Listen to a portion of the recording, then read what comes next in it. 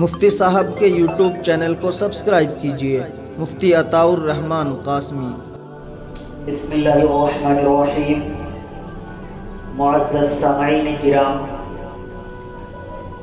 گزشتہ پروگرام میں حضرت موسیٰ علیہ السلام کا ذکر کیا تھا اور پیدائش سے لے کر ہجرت تک کی گفتگو ہوئی تھی۔ آج ہجرت کے بعد اور نبوت ملنے تک کا بیان ہوگا۔ جب حضرت موسیٰ علیہ السلام نے ایک قبطی کو ایک گھوسا لگا دیا اور اس کی اچانک موت ہو گئی، اس کی خبر بادشاہ تک پہنچ گئی۔ محل میں حضرت موسیٰ علیہ السلام کے قتل کا مشورہ ہونے لگا۔ وہاں سے کسی نے حضرت موسیٰ علیہ السلام کو خبر کر دی۔ اللہ تبارک و تعالیٰ کے حکم پر آپ وہاں سے ہجرت کے لیے تیار ہو گئے اور نکل پڑے۔ حضرت موسیٰ علیہ السلام نے جو ہجرت کی ہے وہ مدین کی ہے۔ مدین سے، مدین والوں سے حضرت موسیٰ علیہ السلام کی رشتہ داری ہے۔ وہ اس طریقے پر کہ حضرت موسیٰ علیہ السلام حضرت ابراہیم علیہ السلام کے صاحبزادے حضرت اسحاق علیہ السلام کی اولاد سے ہیں، اور حضرت ابراہیم علیہ السلام کے بیٹے مدین، ان کی اولاد کے لوگ مدین کے اندر رہتے ہیں۔ تو اس وجہ سے حضرت موسیٰ علیہ السلام مدین کا رخ کر کے نکل پڑے۔ مدین پہنچ گئے۔ مدین میں جیسے ہی آپ نے انٹری کی، وہاں پہنچے تو دیکھتے ہیں کہ ایک کنواں ہے، لوگ آ رہے ہیں، اپنے جانوروں کو پانی پلا رہے ہیں اور جا رہے ہیں۔ حضرت موسیٰ علیہ السلام نے بھی اس کنویں کے قریب رک کر اپنے آپ کو فریش کیا اور دیکھتے رہے کہ یہ لوگ پانی وانی پلا رہے ہیں، لوگ آ رہے ہیں، پانی پلا رہے ہیں، جا رہے ہیں۔ اچانک حضرت موسیٰ علیہ السلام کی نظر ایک قریب کی جگہ پر پڑی جہاں پر دو نوجوان لڑکیاں کھڑی ہوئی تھی اور ان کی بکریاں، ان کے جانور ان کے پاس تھے۔ حضرت موسیٰ علیہ السلام بہت دیر تک یہ غور کرتے رہے کہ وہ لڑکیاں پہلے سے کھڑی ہوئی ہیں، ان کا نمبر پانی پلانے کا نہیں آ رہا ہے، ان کے بعد آنے والے لوگ آ رہے ہیں، پانی پلا کر جا رہے ہیں۔ حضرت موسیٰ علیہ السلام کو سمجھنے میں دیر نہ لگی کہ بس وہی معاملہ ہے، جس کی لاٹھی اسی کی بھینس۔ تو جو طاقتور ہیں، مرد ہیں، وہ آتے ہیں، پلاتے ہیں، چلے جاتے ہیں۔ اب لڑکیاں ہیں، وہ کیا اپنا زور بازو دکھائیں، وہ ایک طرف انتظار کر رہی ہیں، ویٹنگ میں ہیں۔ حضرت موسیٰ علیہ السلام تو نبی ہیں، نبیوں کا دل غریبوں کی، کمزوروں کی، لاچاروں کی، بیواؤں کی، مجبوروں کی، یتیموں کی، مسکینوں کی، ان تمام کی مدد کرنے کے لیے اچھلتا اور مچلتا رہتا ہے۔ اور امت کے اندر جن لوگوں کا دل غریبوں، یتیموں، مسکینوں کے تعاون کے لیے مچلتا ہے، یہ ان کے اندر نبیوں والی صفت ہوتی ہے۔ کچھ لوگوں کو ایک طریقے کا اس طرح کا جوش ہوتا ہے کہ وہ کوئی بھی موقع جانے نہیں دیتے ہیں، انہیں جب موقع لگتا ہے مظلوم مجبور کی مدد کے لیے فوراً کھڑے ہو جاتے ہیں۔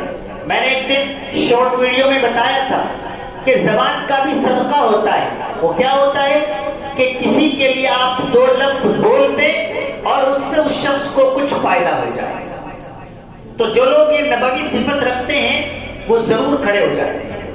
حضرت موسیٰ علیہ السلام ان بچی لڑکیوں کے پاس گئے اور جا کر معلوم کیا کہ آپ یہاں پر کیوں کھڑی ہوئی ہیں؟ یہاں تو لوگ آ رہے ہیں، پانی پلا رہے ہیں، جا رہے ہیں، وہ آپ کے بعد آتے ہیں، چلے جاتے ہیں۔ اب ایک اجنبی آدمی کو جواب دینا ضروری تو نہیں تھا، لیکن اگر جواب نہ دیتی تو ان کے ذہن و دماغ میں یہ بات آئی کہ سامنے والا جو سوال کر رہا ہے اس کے دل میں یہ خیال پیدا ہو سکتا ہے کہ یہ پتہ نہیں کیا معاملہ ہے، کہ خاندان کے لوگ کیسے ہیں، کیوں یہاں پر کھڑی ہوئی ہیں، اس لیے جواب دینا ضروری سمجھا۔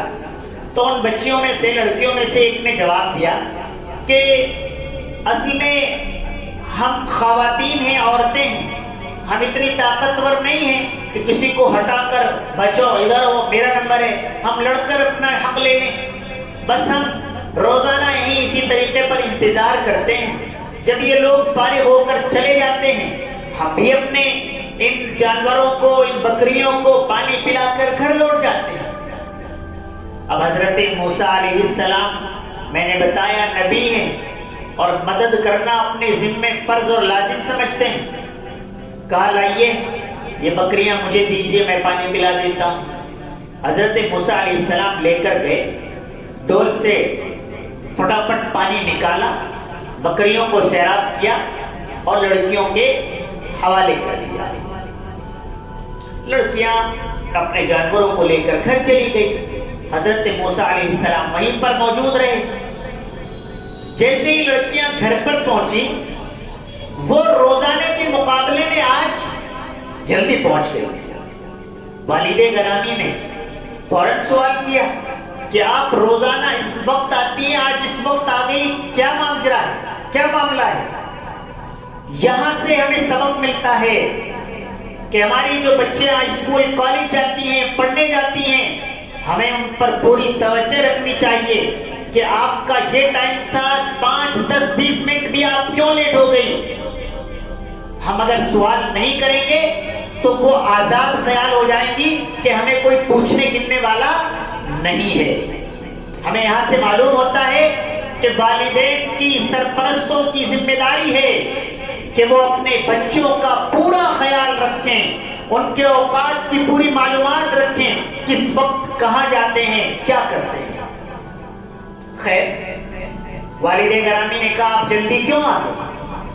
تو بیٹیوں میں سے ایک نے بتایا کہ اصل میں آج ہم اسی طریقے پر کھڑے ہوئے تھے روزمرہ کی طرح،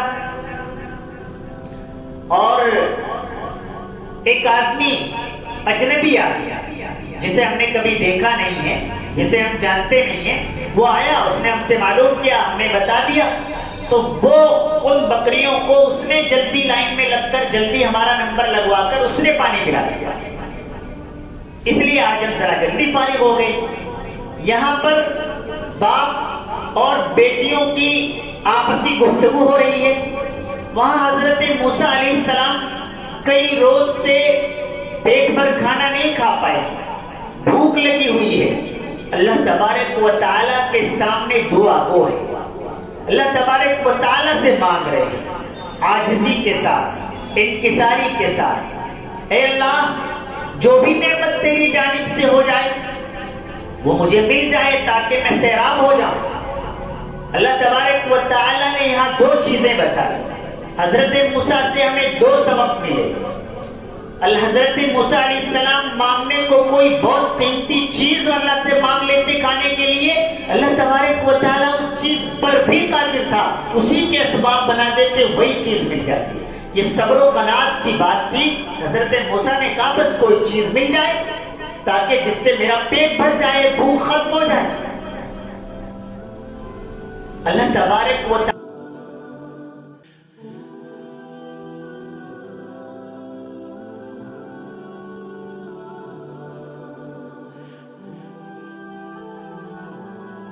کو جانتے ہیں، پورے علاقے کو جانتے ہیں کہ یہاں تو ایسے لوگ رہتے نہیں ہیں جن کے دل میں میری بیٹیوں کے لیے یا کسی دوسرے کے لیے رحم و کرم پل پڑے۔ یہ تو کوئی اجنبی ہے، باہر سے آیا ہوا ہے۔ والد گرامی نے کہا دیکھو انہوں نے ہم پر یہ احسان کیا ہے تو ہمارے لیے لازم ہے کہ ہم اس کے بدلے میں، اس کے عوض میں ہم بھی ان کے ساتھ حسن سلوک کا معاملہ کریں، اور پھر تو ہماری ذمہ داری اور زیادہ بڑھ جاتی ہے کہ وہ کوئی مسافر ہے، مسافر ہے اور مدین پہنچ گیا ہے تو وہ ہمارا مہمان ہے۔ تو والد گرامی نے ایک بیٹے کو حکم دیا کہ آپ جاؤ اور بلا کر لاؤ۔ اب بیٹی اپنے آپ کو شرم سے سمیٹے جا رہی ہے، عار محسوس ہو رہی ہے، شرم لگ رہی ہے، حیا جو آج ہماری خواتین سے دور جا چکی ہے، وہ حیا اس کے دل کو جھنجھوڑ رہی ہے کہ مجھے اس نوجوان کو بلانے جانا پڑے گا۔ لیکن والد گرامی کا حکم ہے، وہ اپنے آپ کو سمیٹے ہوئے بڑی حیا کے ساتھ حضرت موسیٰ علیہ السلام کے پاس واپس پہنچتی ہے۔ یہاں جو اس کا چلنا ہے، جو اس کی حیا میں گفتگو ہے، اس حیا کو اللہ تبارک و تعالی نے بڑی حیا اور پاک دامنی کا اس کا ذکر کیا ہے۔ حیا بہت بڑی چیز ہے ہماری خواتین کے اندر۔ ویسے تو اللہ تبارک و تعالی نے مزاجن خواتین کے اندر حیا رکھی ہے، مردوں کے مقابلے میں زیادہ ہے، لیکن آج کل کی بے پردگی، آج کل کا برقع، آج کل کی ڈریس، آج کل کا لباس وہ مردوں سے بھی کہیں زیادہ بے حیائی کی طرف ہماری خواتین کو لے جا رہا ہے۔ چلے جائیے آپ شادیوں کے اندر، کس طرح کی بے پردگی، کس طرح کا لباس اور کس طرح کا میک اپ وہاں پر ملتا ہے کہ شیطان بھی اسے شرما ہے۔ لیکن وہ شیخ کی بیٹی شرم و حیا کے ساتھ جا رہی ہے۔ آج کا برقع وہ خود اس خاتون کی طرف مرد کو متوجہ کرنے کا ذریعہ بنا ہوا ہے۔ اللہ کے نبی صلی اللہ علیہ وسلم نے ایسے لباس کو جو چست لباس ہے، جس میں جسم کے اعضاء کی ساخت نظر آ رہی ہو، اسے کہا ہے کہ یہ ایسا ہی ہے جیسا وہ خاتون بغیر لباس کے برہنہ نظر آ رہی ہو۔ جنت کی خوشبو بھی ایسی خواتین کو نہیں آئے گی جو بے پردہ خواتین ہیں اور بیجا فضول بیکار برقعے کا استعمال کرتی ہیں، جو برقع خود مردوں کو ان کی طرف توجہ دلا رہا۔ وہ خاتون بڑی حیا کے ساتھ پہنچی اور جا کر حضرت موسیٰ علیہ السلام سے کہا کہ آپ کو میرے والد گرامی یاد کرتے ہیں، بلاتے ہیں۔ حضرت موسیٰ علیہ السلام کو بتایا کہ جو آپ نے ہمارا یہ کام کیا ہے ہم اس کا عوض دینا چاہتے ہیں۔ یہاں سے ایک چیز یہ معلوم ہوتی ہے کہ اگر آپ نے کسی کا تعاون کیا ہے، درا حال ہے کہ آپ کی نیت نہیں تھی کہ آپ اس کا کوئی عوض یا بدل لیں، لیکن اگر وہ آپ کو دے رہا ہے تو آپ اسے لے سکتے ہیں، یہ آپ کے اخلاص کے منافی بات نہیں ہے۔ حضرت موسیٰ علیہ السلام پہنچ گئے، پانی پیا، کھانا کھایا، آرام کیا۔ اس کے بعد شیخ نے اپنے آنے والے مہمان سے تعارف معلوم کیا۔ حضرت موسیٰ علیہ السلام نے تعارف بیان کیا، پورا اپنا ماضی بیان کیا، پیدائش سے لے کر ہجرت تک کی تمام چیزیں بتائی کہ میں وہاں پر تھا، اسی طریقے پر پلا بڑھا، اس کے بعد بادشاہ سے یہ میرا معاملہ بن گیا، اس کی وجہ سے میں یہاں آ گیا۔ شیخ نے حضرت موسیٰ علیہ السلام کو دلاسا دیا اور فرمایا کہ یہ آپ اپنا گھر سمجھیں، آرام سے رہیں، کوئی حرج کی بات اس کے اندر نہیں ہے۔ حضرت موسیٰ علیہ السلام وہیں پر قیام پذیر رہے تو ایک دن شیخ کی ایک بیٹی نے اپنے والد گرامی سے مشورتاً کہا کہ ابا جان آپ بوڑھے ہو گئے ہیں، ہم بیٹیاں ہیں، بھائی ہمارا نہیں ہے، تو کیوں نہ آپ اس شخص کو مزدوری پر، اجرت پر اپنے گھر میں ملازم رکھ لیں تاکہ یہ باہر کا کام بکری چرانے کا یا پانی پلانے کا یا دیگر امور وہ یہ نوجوان کر دیا کرے۔ یہ طاقتور بھی ہے اور امانت دار بھی ہے والد گرامی نے کہا آپ کو کیسے معلوم ہوا کہ یہ طاقتور بھی ہے اور امانت دار بھی ہے؟ تو اس لڑکی نے، عقل مند بیٹی نے جواب دیا کہ والد گرامی طاقتور ہے یہ تو اس طرح معلوم ہوا کہ کنویں سے جو ڈول نکالتے ہیں پانی بھر کر اسے 2-3 آدمی کھینچتے ہیں، اور ہم نے دیکھا کہ ہماری بکریوں کو پانی پلانے کے لیے اس شخص نے وہ ڈول اکیلے کھینچ لی، کیونکہ یہ تو اکیلے تھے، ان کے علاوہ کون ان کی مدد کرتا وہاں پر؟ کہا اس سے تو طاقتور معلوم ہوا، یہ امانت دار بھی ہے، یہ کیسے معلوم ہوا؟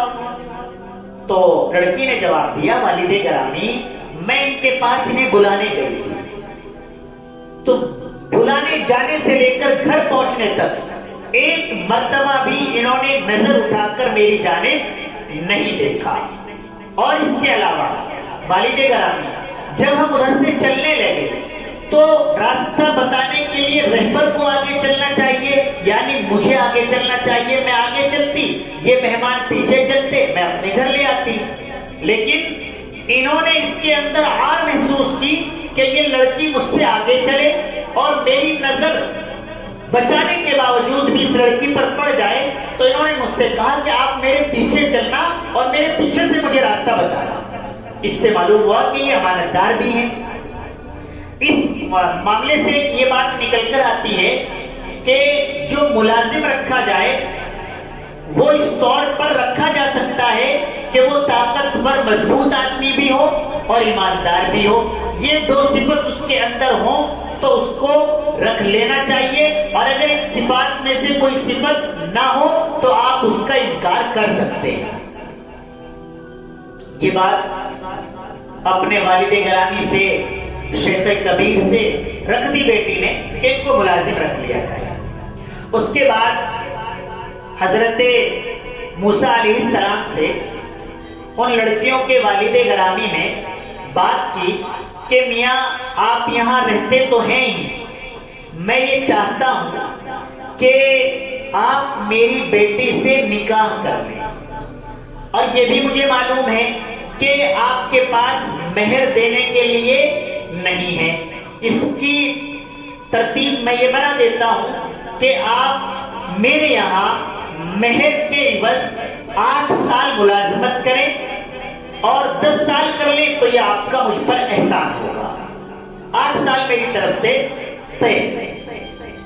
ایک چیز یہاں یہ نکل کر آتی ہے کہ یہاں پیغام دینے والا نکاح کا وہ لڑکی کا والد ہے، یعنی لڑکیوں کی طرف سے لڑکے کی طرف پیغام دیا جا رہا ہے۔ آج برادریوں کے اندر یہ بات گھر کر گئی ہے کہ لڑکی والے پیغام نہیں بھیجتے ہیں، چاہے جتنی عمر ہو جائے، وہ یہ سمجھتے ہیں کہ یہ ہماری ناموسی ہے، لڑکی والا پیغام بھیج رہا ہے۔ ایسا نہیں ہے، یہاں سے معلوم ہوتا ہے کہ لڑکی والا بھی لڑکے والوں کے یہاں پیغام بھیج سکتا ہے، یہ کوئی ناموسی کی بات نہیں ہے۔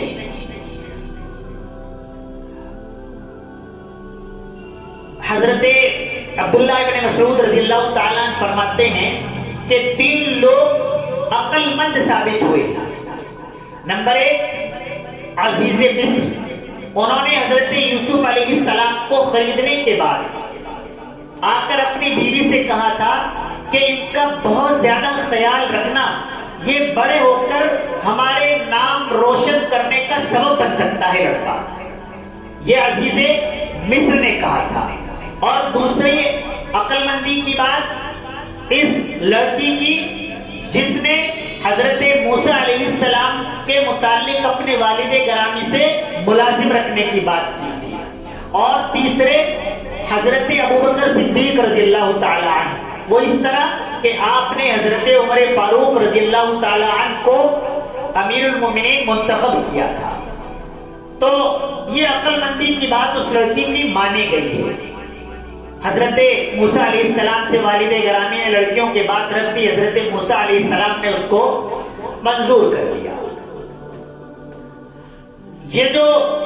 یہ بات کہ لڑکی والا پیغام بھیج رہا ہے، یعنی لڑکیوں کے والد، یہ دین موسوی کی بات ہے، لیکن حضور پرنور نبی کریم صلی اللہ علیہ وسلم کے صحابہ کرام میں سے حضرت موسیٰ علیہ السلام حضرت عمر فاروق رضی اللہ تعالی عنہ نے اپنی بیٹی حضرت حفصہ رضی اللہ تعالی عنہ کا نکاح کا پیغام اپنی طرف سے حضرت ابوبکر صدیق رضی اللہ تعالی عنہ کو بھیجا تھا. تو آج بھی کچھ لوگ ہیں ایسے جو لڑکیوں کی جانب سے بھی پیغام بھیجتے ہیں، لیکن میری اپیل ان لوگوں سے ہے جو صرف اس وجہ سے ان کے نکاحوں میں دیر کر رہے ہیں کہ میں پیغام نہیں بھیجوں گا. جہاں کہیں اچھا اور بہتر رشتہ نظر آئے تو آپ بھی پیغام بھیج سکتے ہیں، بھیج دینا چاہیے. خیر، حضرت موسیٰ علیہ السلام نے وہ نکاح منظور کر لیا، نکاح ہو گیا اور آپ وہیں پر رہنے لگے. حضرت موسیٰ علیہ السلام کے سسر کون تھے؟ اصل میں قرآن کریم بھی اس پر خاموش ہے. قرآن کریم نے اس میں کسی کا نام نہیں لکھا ہے. روایات میں اختلاف ہے. کچھ لوگ حضرت شعیب علیہ السلام کا نام کہتے ہیں کہ وہ تھے، کچھ لوگ حضرت شعیب علیہ السلام کے بھتیجے کو کہتے ہیں. اس میں بھی اختلاف ہے کہ حضرت شعیب علیہ السلام کا زمانہ تو بہت پرانا ہے. خیر، جب قرآن کریم اس پر خاموش ہے تو اس پر بہت زیادہ بحث کی ضرورت نہیں ہے کہ ان کا کیا نام تھا. اب وہ 8 سال مکمل ہو گئے یا 10 سال ہو گئے، اس سے کچھ کم زائد ہو گئے. اس کے بعد حضرت موسیٰ علیہ السلام اپنی اہلیہ کو لے کر وہاں سے سسرال سے نکل چلے کہ اب ہم چلتے ہیں. چلتے رہے، شام رات ہو گئی، راستہ بھول گئے. اس وقت میں اگر کچھ لوگ آگ جلا کر رکھتے تھے، اگر کوئی راستہ بھول جائے اور آگ نظر آ جائے تو وہ آگ کے پاس جا کر کم از کم، سردیوں کی رات تھی، آگ تاپ لے، یہاں کوئی آگ جلانے والا وہاں پر موجود ہو، وہ راستہ بتا دے. حضرت موسیٰ علیہ السلام بالکل گپ اندھیرے اور ٹھنڈ کے اندر موجود ہیں. تو انہوں نے اپنی اہلیہ سے، اپنے اہل خانہ سے کہا کہ آپ یہیں پر روکے، وہ آگ مجھے نظر آ رہی ہے، میں وہاں جا کر کچھ راستہ معلوم کرنے کی کوشش کرتا ہوں. آپ وہاں گئے تو وہاں پر اللہ تبارک و تعالیٰ کی جانب سے آواز آئی، فَخْلَعْنَا عَلَيْكَ إِنَّكَ بِالْوَادِ الْمُقَدَّسِ طُوًى. اے موسیٰ، آپ اپنے جوتے اتار دیجئے، آپ ایک مقدس وادی کے اندر آئے ہیں. آپ حضرت موسیٰ علیہ السلام کی اللہ تبارک و تعالیٰ سے وہاں پر گفتگو ہوئی. اللہ تبارک و تعالیٰ نے حضرت موسیٰ علیہ السلام سے معلوم کیا کہ آپ کے ہاتھ میں کیا ہے. اس کا جواب یہ ہو سکتا تھا کہ آپ کہہ دیتے کہ یہ میرا ڈنڈا ہے، میرا عصا ہے، میری لکڑی ہے. لیکن جب عاشق اور معشوق کی بات ہوتی ہے، جب محبوب سے بات ہوتی ہے تو وہ اسے طویل کرنا چاہتا ہے. حضرت موسیٰ علیہ السلام نے ارشاد فرمایا جواب میں، اللہ یہ میرا عصا ہے، میں اسے ٹیک کر چلتا ہوں، میں اس سے اپنی بکریوں کے لیے پتے بھی جاڑ لیتا ہوں، اور بھی میں اس سے دیگر امور کی انجام دہی میں کر لیتا ہوں. تو 3-4 چیزیں وہاں پر حضرت موسیٰ علیہ السلام نے بیان کی. یہاں حضرت موسیٰ علیہ السلام نے 2-3 چیزوں کا ذکر بھی کیا اور اخیر میں یہ بھی فرما دیا کہ اور دیگر کام بھی کر لیتا ہوں. یعنی اتنی طویل بھی نہیں کی گفتگو کہ جس سے محبوب کو یہ محسوس ہو کہ کتنی لمبی بات ہو گئی ہے، اور اتنی مختصر بھی نہیں کی کہ محبوب سے بات کرنے کا طویل موقع نہ مل سکے. اللہ تبارک و تعالیٰ نے یہاں پر حضرت موسیٰ علیہ السلام کو نبوت عنایت فرما دی اور 2 معجزے عطا فرمائے. ایک فرمایا کہ آپ اس عصا کو زمین پر ڈال دیں. حضرت موسیٰ علیہ السلام نے زمین پر جیسے ہی ڈالا تو اس کا ایک اژدہا بن گیا، بہت بڑا سانپ بن گیا. حضرت موسیٰ علیہ السلام ہلکے سے اس سے ڈرے، پیچھے پہ ہوئے.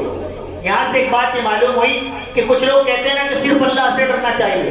نہیں، جو چیز جن سے ڈرا جا سکتا ہے، جو خطرناک ہو سکتی ہیں، ان سے اگر کسی بندے کے دل کے اندر خوف اور ڈر پیدا ہو رہا ہے تو اس میں کوئی حرج کی بات نہیں ہے.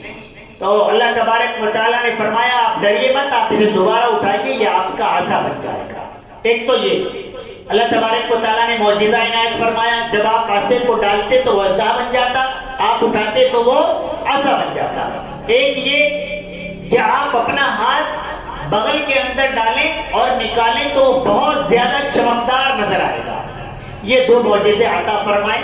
اور اس کے بعد اللہ تبارک و تعالیٰ نے فرمایا کہ اب آپ فرعون کے پاس چلے جائیے، وہ بہت زیادہ سرکشی پر اتر آیا ہے، اب آپ اسے دعوت دیجئے، اسے سمجھائیے. حضرت موسیٰ علیہ السلام وہاں سے پھر واپس ہوئے ہیں اور پہنچے ہیں.